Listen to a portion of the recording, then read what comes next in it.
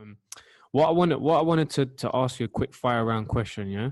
Just quick fire round question of certain things. So I'm gonna ask you best player that you've played with. I think growing up, and it's a shame, like he retired earlier, but for me, coming through the system, David Bentley was a magic of a player. Like it felt like while Dennis Bergkamp was playing in the first team, playing with David Bentley was like playing with Dennis Bergkamp. Mm-hmm. Um, and I remember just seeing or just being on the pitch with him and him being able to do things or play the game in a certain way um, was a huge yeah, eye opener. Like how is he so far ahead? How is he able to do this?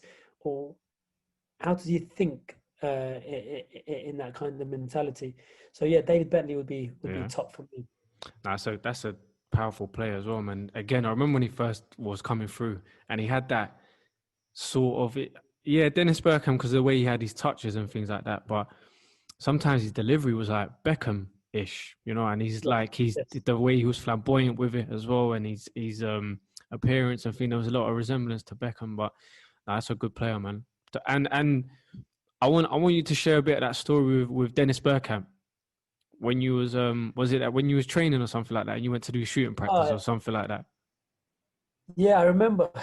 So chances like I'm forever grateful. I think I was about 14, 15, Mm, and I got injured through the summer period, um, and I was getting treatment at the old training ground, and Dennis Bergkamp and Pat Rice was doing some finishing practicing, and I had just done my rehab running or something outside, and this was the latter stages, and they were like, "Oh, can you come and join in? Can you set some balls up? Can you strike some like cross it in, and he'll be able mm-hmm, to finish it off and so forth." And I remember that. I remember those moments. Like it was crazy because there was something about the silence that Dennis created when he trained was like he just went into a ultra focused zone where he was able to switch off time. That time didn't exist, and everything just it's a bit like how I suppose Pirlo plays. Like it looks like he just glided. It mm-hmm. was a bit like that. But yeah, I don't remember a sound in that moment in that session because the level of focus was something else.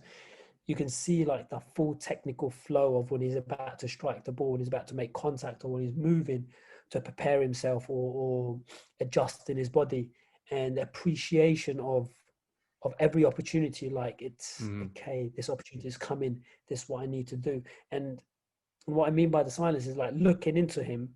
You feel like he's having these conversations in his head. Um, so yeah, that was an unbelievable experience. Was your delivery on point? My delivery never needed to be on point because he was finishing them off.